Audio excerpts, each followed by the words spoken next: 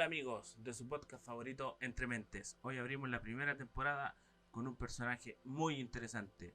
Él es un abogado, teólogo, ex sacerdote, profesor universitario y político chileno. Además, ha sido recurrentemente panelista e invitado a diferentes programas de la televisión chilena para hablar sobre programas que tengan que ver con misterios, conspiraciones, religión y la fe. Damos la bienvenida a este primer capítulo a don Hugo Cepeda Coll. Don Hugo Cepeda, para usted, ¿cuál es la versión más acertada que existe sobre la vida de Jesús?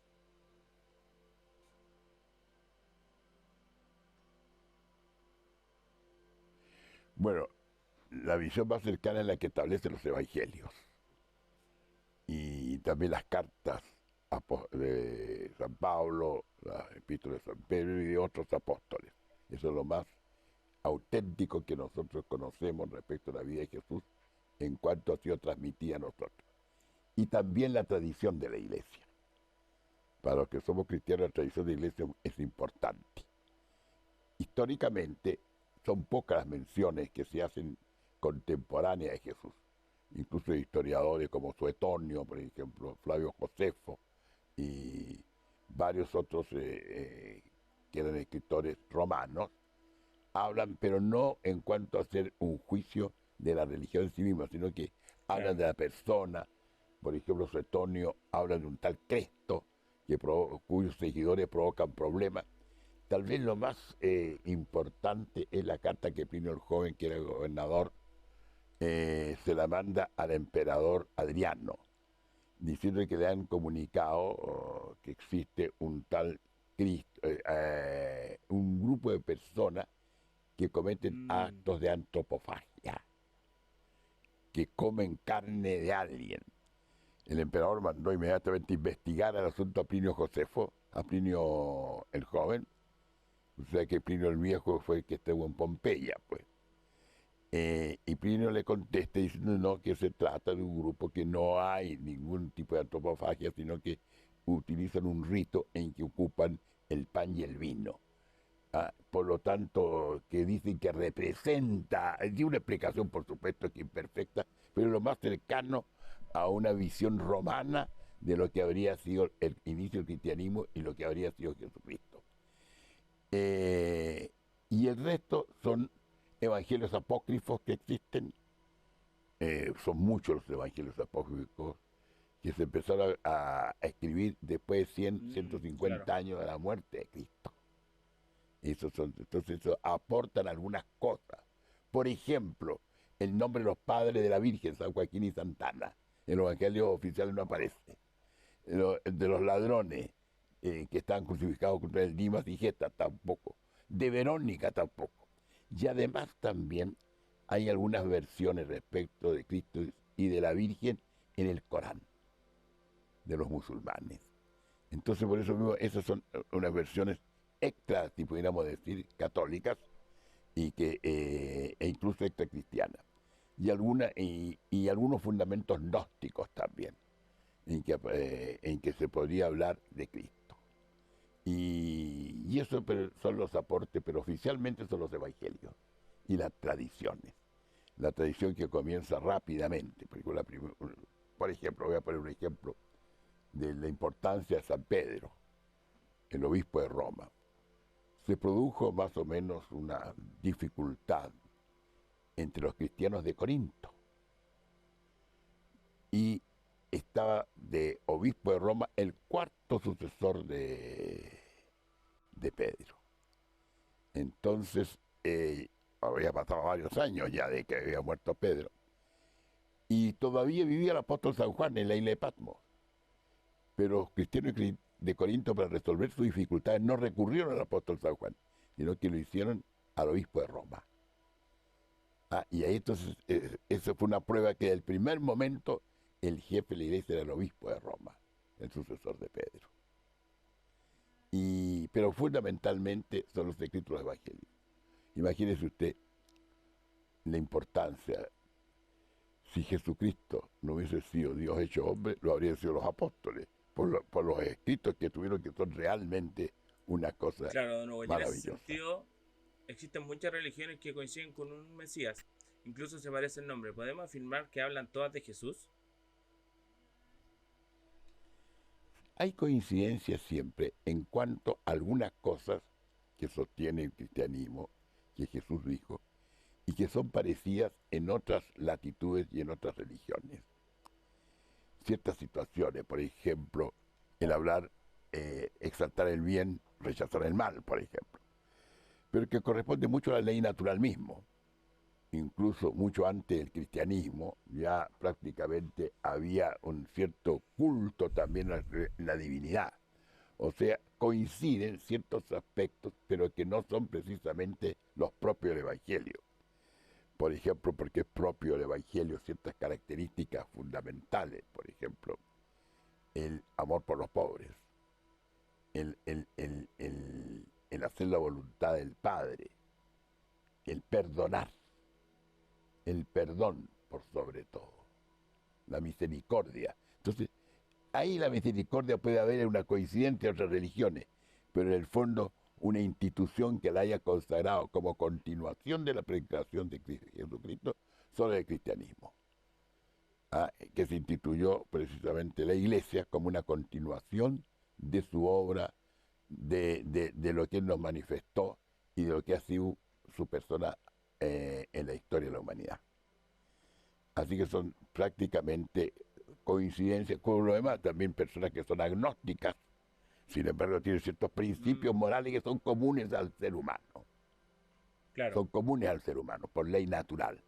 Y que Jesucristo, en cambio, plantea aún más que eso. Por eso cuando le pregunta a uno de sus apóstoles, bueno, ¿y cuántas veces debo perdonar a mi hermano? ¿Unas 7 veces? Y 70 veces 7, le dice. Se ve exactamente el manifestar la caridad. Las bienaventuranzas, por ejemplo, no están en ninguna otra parte, solamente en los evangelios. Por eso mismo, Jesucristo tiene ciertas características que son propias de su persona, porque Él era Y de verdadero luego, Dios y a la vez verdadero hombre. ¿cuál cree usted que son las enseñanzas o palabras más importantes que predicó Jesús en su vida?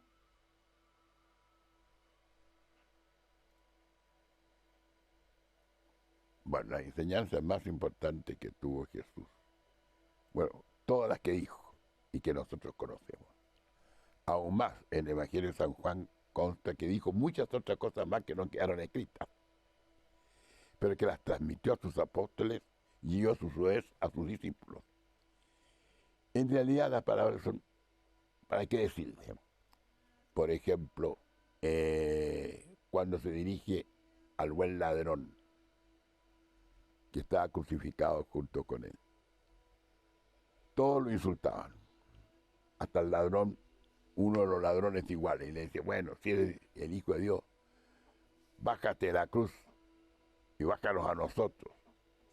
Todos se reían de él. Pero el buen ladrón le dijo otra cosa, le dijo, Jesús, acuérdate de mí cuando estés en tu reino. Y Jesús, ¿qué le contestó? Hoy estarás conmigo en el paraíso. O sea, el primero que entró al paraíso, que no entraba porque estaba cerrado, el primero que entró por la redención de Cristo fue un ladrón, un bandido, para que vea usted. O sea, que el instante en que el hombre manifiesta su fe, su confianza y su petición, precisamente Cristo inmediatamente, él pedía que se acordara y Cristo le otorgó más de lo que él pedía. O sea, Cristo, por algo bueno que hace la doctrina de Cristo, él otorga más, una remuneración muy superior. Otras palabras que son célebres también son el perdón a la Magdalena. Mucho ha pecado, por lo tanto, mucho se le ha perdonado. ¿Sí? Anda en paz y no peques más. Igualmente a la mujer samaritana. O sea, y en las parábolas. Veamos ahí las parábolas cuando un hombre lo asaltaron, lo dejaron maltrecho, todo herido. Pasó un doctor de la ley de largo. Pasó enseguida un levita, que era un sacerdote, pasó de largo. Y finalmente pasa un samaritano. Usted sabe que los judíos se odiaban con los samaritanos. Y pasa un samaritano. Y el samaritano se apiada del hombre que estaba herido y maltrecho.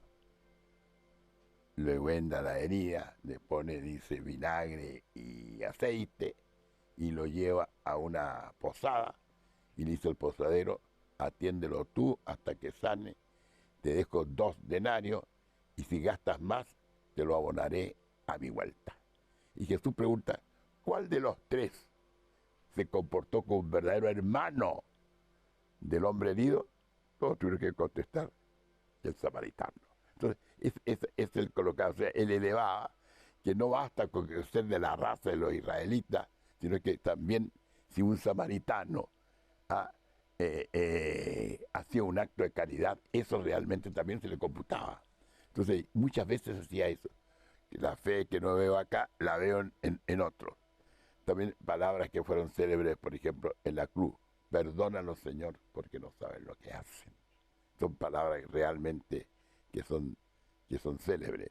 Entonces, y predicar a todas las naciones, le hizo sus apóstoles.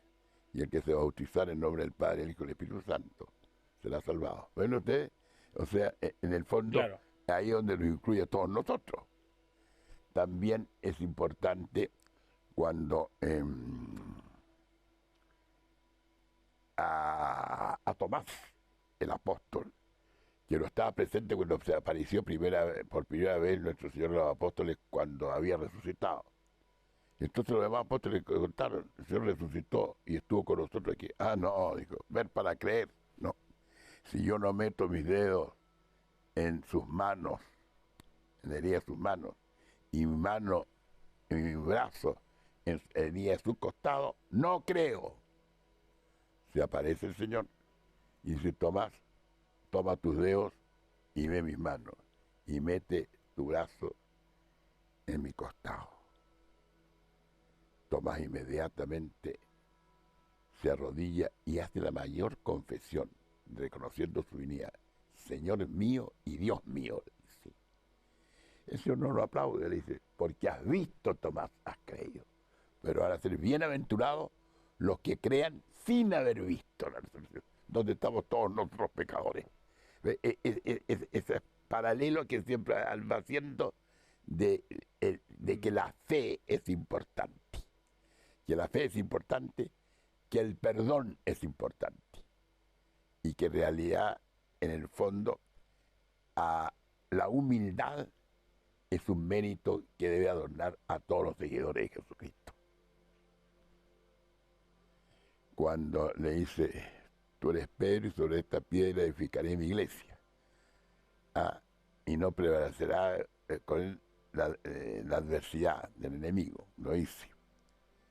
Pero hay una frase muy importante, le dice, ¿me amas, Pedro? Sí, Señor, te amo, apaciente mis ovejas.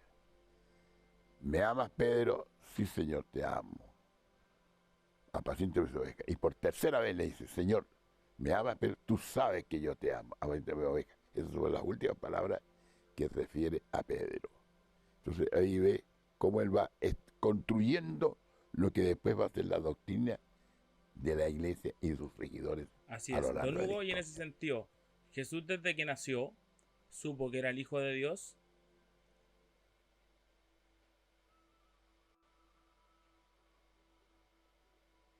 Porque evidentemente, porque él era Dios, era la segunda persona de la Trinidad. Y verdaderamente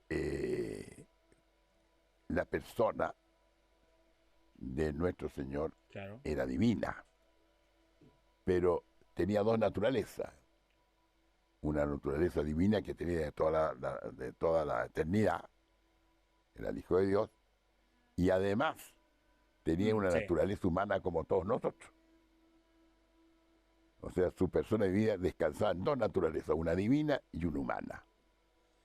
Ahora, los sufrimientos que tuvo, el padecimiento, es terrible, por ejemplo, en el huerto de los olivos, cuando dijo esa agonía moral que tuvo, que parecía que Su divinidad como que se separaba de su humanidad. Imagínense, nuestro terrible, desconoció frente al Padre. ¿Por qué? Porque Él asumió todos los pecados de la humanidad, los pasados, los presentes y los futuros. Se hizo pecado por amor a nosotros. Imagínese usted lo contrario a lo que Dios lo asume. Imagínese esa fuerza, ese decaimiento que tuvo. Por eso sudaba sangre. Pero al final dijo, se haga tu voluntad. Entonces reacciona. Y precisamente esto es una demostración enorme.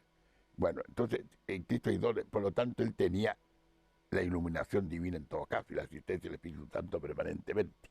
Lo sabía, no que se lo hubieran contado. Y además también tenía el auxilio de las Escrituras anteriores a su venida, porque la Biblia es una sola, y la Biblia entera es palabra de Dios, no solamente el Evangelio. Los 72 libros de la Biblia son palabra de Dios. Tienen a Dios como autor principal. Lo que pasa es que el geógrafo, o sea, el que escribe es un instrumento de Dios, un instrumento inteligente, que escribe de acuerdo a su condición cultural, a su época histórica, a sus costumbres, a su propio estilo, pero es la palabra de Dios. Así Que es. se adapta Don a todos Hugo, esos. entendiendo que la vida de Jesús fue muy importante, ¿cuál cree usted que es el momento más importante en la vida de Jesús?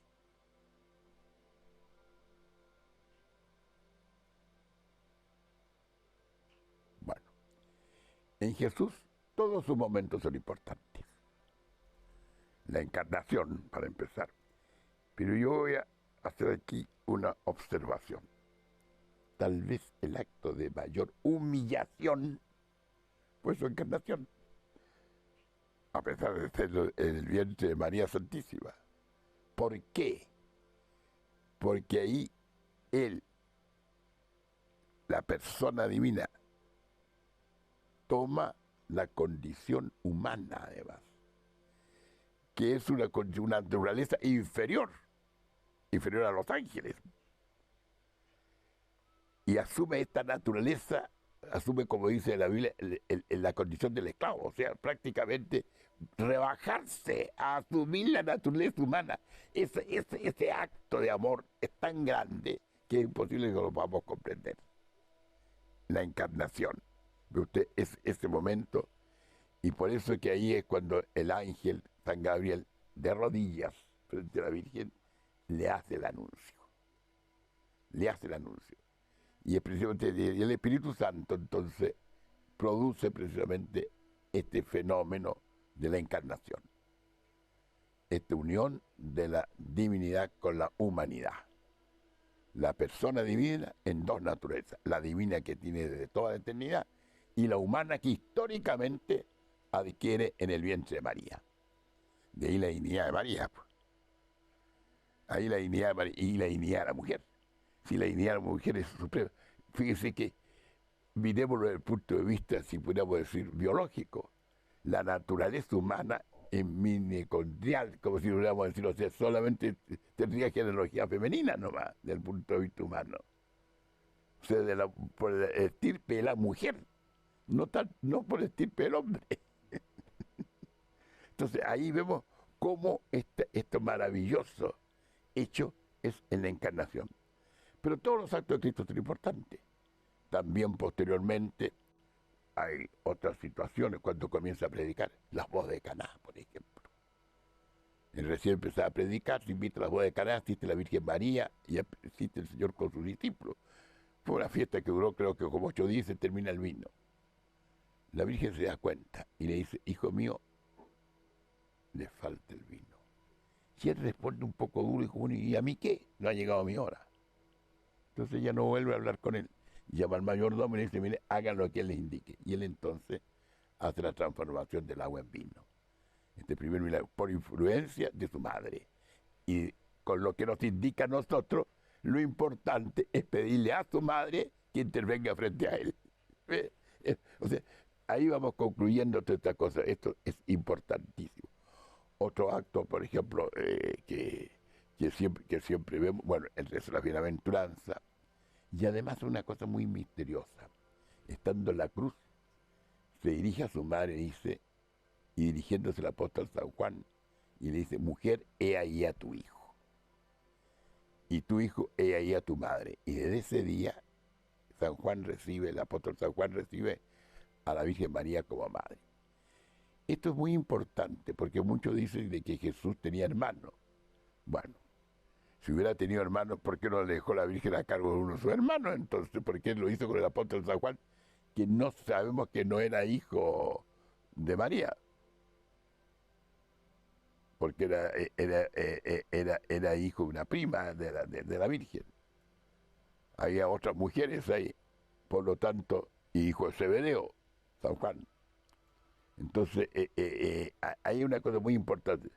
Eso es una demostración, precisamente, para nosotros, de que él fue el unigénito de la Virgen. Y el unigénito se llama primogénito también. Yo le pongo un ejemplo.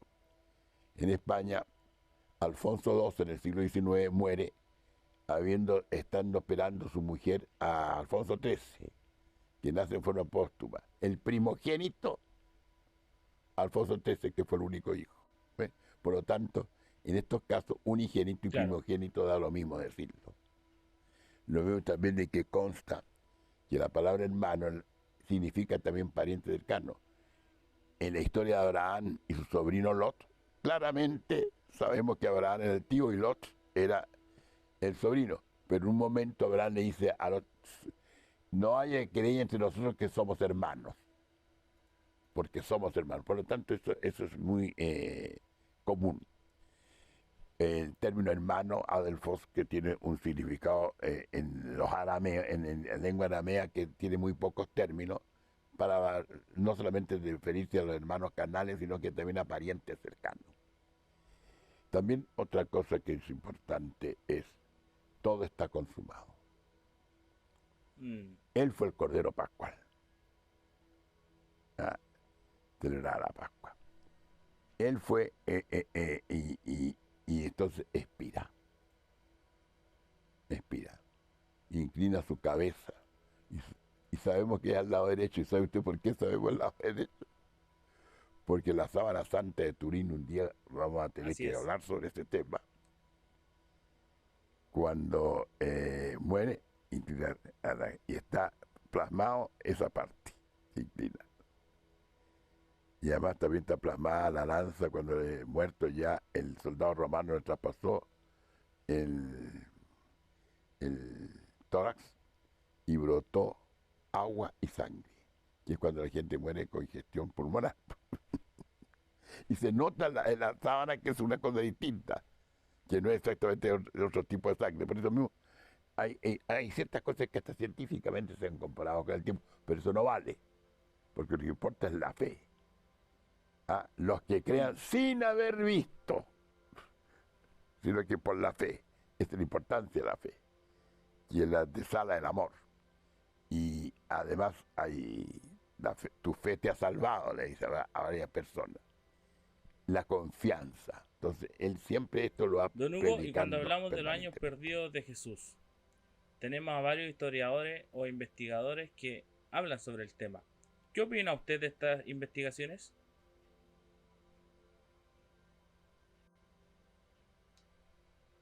Vamos a hacer un análisis de eso. Jesús vivió 33 años. Comenzó a predicar a los 30. Y la última vez que antes de los 30 años hay una manifestación de Jesús es a los 12 años. Es muy importante. ¿Qué ocurrió cuando Jesús tenía 12 años y había vuelto de su destierro de Egipto? Discutió de igual a igual con los doctores de la ley en el templo. De igual a igual, e incluso con más sabiduría que los propios doctores de la ley, a los 12 años. Por lo tanto, eso es lo que sabía Cristo. No necesitaba complementos que fuera a buscar a otra parte. Primer argumento de que no viajó fuera de Palestina. Enseguida, él se fue a vivir con sus padres, ejerció la profesión de carpintero igual que su padre, que era una profesión bastante respetable, por lo menos no crean que era una profesión baja, hasta los 30 años en que comenzó a predicar. Supongamos que hubiera ido a la India, como dicen que fue. Bueno, ¿cuánto habría durado un viaje a la India? Lo habría enfrentado por lo menos a los 20 años, tiene que haber ido 20. 3, 4 años. Otros 3 o 4 años volver, ya 8 o 9 años ya. Pero para aprender todas las cosas que dijo en la India, se necesita por lo menos 7 o 10 años más de estudio, consultar con santones, con gurús, con todo. Por lo tanto, habría sido más de 25 años que los que tiene que estar afuera. Entonces no le alcanza el tiempo. No alcanzaría a haberse ido a los 20 años y volver a los 30. Por lo tanto, es físicamente imposible. Y además también, no necesitaba de ir a aprender nada, porque él ya todo lo que tenía que hacer lo sabía que tenía que hacer. La gran prueba con 12 años, cuando conversaba con los doctores de ley, y posteriormente, que su doctrina es tan sublime que excede cualquier otra doctrina, siendo todas buenas. ¿Ah? Y además hay una cosa de que él ya, por el hecho de ser hombre Dios, sabía todo lo que tenía que decir. No necesitaba auxilio. Y por último, si pedía auxilio, se lo pedía a su Padre del cielo. Esa es la razón por la cual los historiadores, que no lo han podido comprobar por lo demás, sino que solamente se basan de ciertas similitudes. Si todas las religiones tienen ciertas similitudes por lo demás. Lo único que la ciencia en aquella época más importante era la astrología, porque es la ciencia que más antiguamente se desarrolló, de los tiempos más antiguos. Además, ciertos aspectos de justicia. En el Código de Hammurabi de hace 3.000 años, el Código de Hammurabi, que no tiene nada que ver con los judíos. Sin embargo, hay ciertos principios y valores que existen hasta el día de hoy en los códigos. Por lo tanto, hay cosas que son naturales y que así se van manteniendo a través del tiempo. Y que Jesucristo las perfecciona cuando ya existían. Porque Él no deroga la ley, Él cumple la ley, la hace cumplir. Él consuma la ley. Y ahí dice, es muy importante, que hay que, sobre la ley está el espíritu. Se ve usted, cuando alguien lo censura en un día, ¿cómo es posible que hubiese curado a un enfermo un día sábado? Que no se puede trabajar. Entonces le dice, mira, le dijo, y si un buey se te cae en un pozo el día sábado, espera hasta el domingo para sacarlo. El sábado se ha hecho para el hombre y no el hombre para el sábado. Entonces en el fondo, darse cuenta de la jerarquía de los valores. Y don Hugo, ¿y la iglesia qué opina sobre el tiempo vivido de Jesús entre los 12 y los 30 años? No, dice no, que estuvo con su padre. Que, o sea, fue un hijo ¿Y de a los familia. 30 años él decide predicar? Un hijo ¿Por qué, de don familia. Hugo? Él decía, porque él tenía que dar la doctrina, pues. O sea, él tenía que manifestarse públicamente. Y comienza cuando él va y está 40 días en el desierto, donde el demonio, que no sabía bien si era o no el Mesías, trató de saber las verdades y le hizo varias preguntas. Y el Señor le contestó siempre de una manera que lo dejaba contestándole con palabras de la Biblia. Hasta que por último le dice, bueno, dijo, si eres el Hijo de Dios, ¿por qué no hace que estas piedras se conviertan en pan? No solo de pan vive el hombre, le contestó. Después lo llevó al pináculo del templo y dice, te daré todos estos reinos si me adoras. Va de retro, atá Satanás. Solo a Dios tu Señor adorarás. ¿Ah? O sea, en el fondo le contesta de forma ambigua. Y el demonio se retira esperando una mejor ocasión. Y efectivamente, y ahí comienza su predicación. Elige a sus discípulos, buscando gente más humilde, pescadores, aunque uno era más ilustrado. E incluso un recolector, un inspector de impuestos internos sirve un recolector de impuestos, San Mateo, que lo odiaban porque era el que le cobraba en nombre del emperador el dinero de impuestos a los judíos. Y sin embargo él lo llamó para que viniera, y el hombre abandonó todo y se fue con el Señor. Entonces en el fondo lo tomaba de esta manera y todo.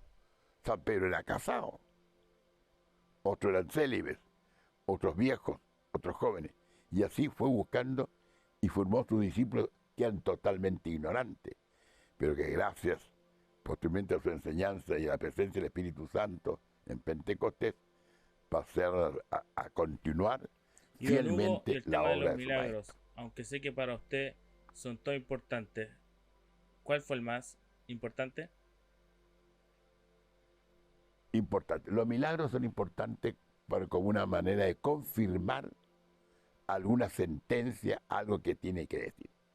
Por ejemplo, cuando sanó a 10 leprosos y los despidió. Cuando se vieron en realidad sanos, solo uno de ellos volvió a agradecer. Entonces colocó, eran 10 locurados y solo uno viene a agradecer. O sea, él establece el que la gratitud muchas veces no existe en nuestro corazón. Enseguida otro milagro, la multiplicación de los panes y los pescados. Tienen hambre. Claro, era lógico, hacía 3 días que lo estaban siguiendo como 3.000 personas y no habían comido nada. Entonces él dijo, bueno, hay que satisfacer también sus necesidades materiales, en respeto a las necesidades corporales nuestras, y le da pan y el vino. El que perdone los pecados, que es lo más grave, que eso sí que era gravísimo, el que perdone los pecados. Tus pecados han sido perdonados. Y eso fue los capítulos más importantes de su acusación, fue que perdonaba pecados, que era solamente atributo de Dios. Si él era también Dios, por lo tanto, en el fondo tenía autoridad para perdonar los pecados. Y los perdonaba en su propio nombre. Hay tantas, entonces todas estas situaciones, por ejemplo, cuando otros milagros, son muchísimos los milagros, está el inválido. Si quieres, puedes sanar, si quiero, y lo sana. Y ahí el hombre le agradece mucho. La pobre mujer, la hemorroísa, que ni siquiera era cananea, no era judía. Y Jesús iba pasando y esta mujer detrás de tocar el vestido lo tocaba y que quería hablar. Y seguía, ¿quién me está tocando? Esto es una prueba, que todos te están tocando, le dijeron. No, hay alguien que especialmente me está tocando. Y se da cuenta a esta mujer. Y ella le dice, Señor, ten piedad de mí, pero tú eres cananea.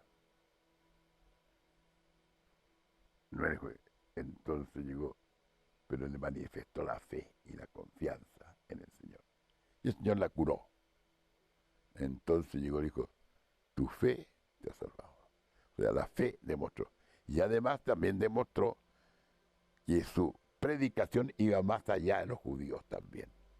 A los cananeos que nos representan en este caso nosotros. Ya hablábamos que estuvo con la mujer samaritana, habló con una cananea y también con un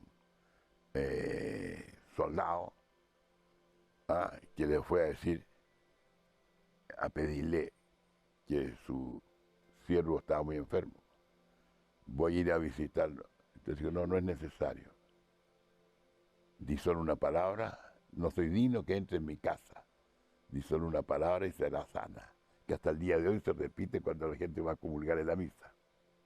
Eso es exactamente. Así que en el fondo, él divulgó y demostró ya en su vida y con su actuación esa universalidad de su predicación, que después la confirman los apóstoles ya, el mismo que la última enseñanza de sus apóstoles, que vayan a predicar a todas las naciones. Pero el pueblo elegido ha sido Israel. Somos nosotros como acebuches e injertos en el olivo, en la vid. Y además establece lo que es una cosa maravillosa, que es lo que es, yo soy la vid y vosotros los sarmientos. O sea que él y su iglesia forman un solo cuerpo, del cual es cabeza. Entonces existe lo que se llama este cuerpo místico entre Cristo y nosotros. Entonces todo esto es un milagro enorme. Fuera que resucitó muerto, qué milagro el resucitar a Lázaro. Entonces en el fondo es como una demostración precisamente de que él es el Hijo de Dios. y además para confirmar en la fe a la gente. Claro, Y le claro. gusta ver para creer ¿De nuevo también, existe pues. alguna posibilidad de que Jesús aprendiera de otras religiones a lo largo de su vida? No lo necesitaba, porque él sabía todo lo que tenía que decir. No se olvide que era Dios y hombre, era el Hijo de Dios. Por lo tanto, no necesitaba que aprender en otras partes lo que tenía que decir. Ahora, que haya coincidencia, eso es verdad, porque todas religiones tienen aspectos que son naturales, incluso como los códigos, como decía delante, el código de Hammurabi, que hace más de 3000 años que existe, que se escribió en Babilonia. Sin embargo, hay una serie de disposiciones legales que rigen hasta el día de hoy. O sea que en el fondo lo que se llama la ley natural. Y la ley natural en realidad está estampada en la Maravilloso. conciencia de todos los hombres. Pero Jesucristo eleva no solamente la ley natural al carácter de divino, le dando por eso mismo un mensaje cuando le preguntan qué debo hacer para salvarme, cumplir con los mandamientos. Pero él dijo, los mandamientos son 10, pero se reducen a 2. Amar a Dios por un lado y amar al prójimo como a uno mismo. Se eleva la dignidad del prójimo al respeto que se merece. Y esto Don es Hugo, totalmente ¿hay original. alguna fuente de que Jesús tuviera descendencia? No, en primer lugar, no hay constancia de que se haya casado siquiera. No, esto se ha puesto de moda con la película del Código Da Vinci. Bueno, en realidad ya hablan hasta estirpe que no tuvo descendencia. Además, si hubiese tenido descendencia, imagínese usted, habría sido en cuanto hombre nomás, no en cuanto Dios. Además, habría casado. Hay un evangelio apócrifo que tampoco es claro. Hay una parte de un evangelio apócrifo, eso que escrito 150 años después que él ya había estado entre nosotros, que dice que le reclamó a los apóstoles por qué besó la boca más a la Magdalena que a los demás apóstoles. Pero el beso en la boca, según los gnósticos que escribían este tipo de evangelio apócrifo, era señal de transmisión de sabiduría. Entonces ahí viene en ese aspecto. Pero si él hubiera tenido descendencia, se habría dicho en cualquier momento. Lo más que se dice hermanos, nunca se dice hijos de Jesús. Se habría dicho en algún momento. Sobre todo que se da detalle. Por ejemplo, un tal Malco que era criado del sumo sacerdote, aquel San Pedro, que era muy impulsivo, sacó la espada y le cortó la oreja, que el Señor se la tuvo que reponer. ¿Qué importa quién era el Malco? El cirineo que le llevó la cruz tenía 2 hijos, uno se llamaba Alejandro y el otro Rufo. Está continuado en el Evangelio. ¿Y por qué? La razón es social. Porque las pequeñas sociedades, para que se supiera socialmente, mira, fíjate que Malco, que ha sido conocido allá en Jerusalén, y Rufo, Alejandro, salía la estirpe de la gente.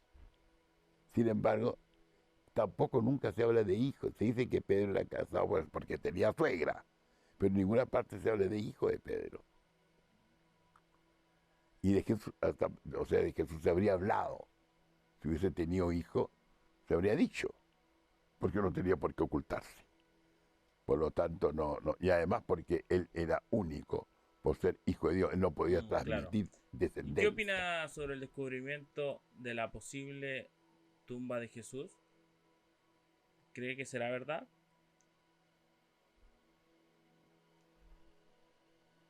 No es que hablen y dicen, han descubierto tumbas. Es que hay un problema, que el término Jesús no es único. Además, José no es único tampoco. Por lo tanto, bueno, tumba de Jesús hubo verdaderamente. Y realmente de ahí resucitó. Pero se han descubierto con alcance de nombre varias tumbas en diversas partes donde hay influencia de los judíos. Entonces no puede ser esa ninguna verdadera. Así que pero no tiene ninguna importancia. Eso nunca se ha insistido como diciendo que Jesús no resucitó. No ha sido prueba de rechazar la resurrección. La resurrección. Y hay cosas varias misteriosas. Porque Pilato hizo poner un letrero: Jesús Nazareno, rey de los judíos. Entonces dije, no, pone el letrero que diga, se dice rey de los judíos. Lo escrito está. Y lo puso. Y así murió, rey de los judíos. El letrero que está arriba. Está puesto en hebreo, en griego y en latín. Por lo tanto, entonces, y el primer momento se dio testimonio de la tumba vacía. Entonces el problema de la fe en la resurrección de Cristo son dos. Primero, la tumba vacía. Y segundo, sus apariciones. Se aparece a las mujeres, se aparece a San Juan y San Pedro, a los peregrinos de Maús, ¿se acuerdan la canción esa? Ese himno de los padres franceses que colocaron los peregrinos, es una bonita canción.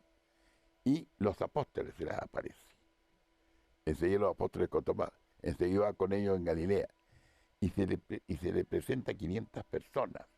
O sea, y por último, le aparece a San Pablo en el camino a Damasco. Él se aparece varias veces, es testimonio de resurrección. Pero eso no constituye ninguna gracia especial. La gracia es lo que creen en la resurrección sin haberla visto. Claro. Y sin haberlo visto, el resultado que somos nosotros. Esos son los bienaventurados. Bienaventurados ellos, no los que querían pruebas. Entonces, él destaca que su fe en él, su fe en su palabra y compartir su amor es lo que realmente vale para ser un buen cristiano. ¿Por qué celebramos la Navidad o nacimiento de Jesús en el mes de diciembre?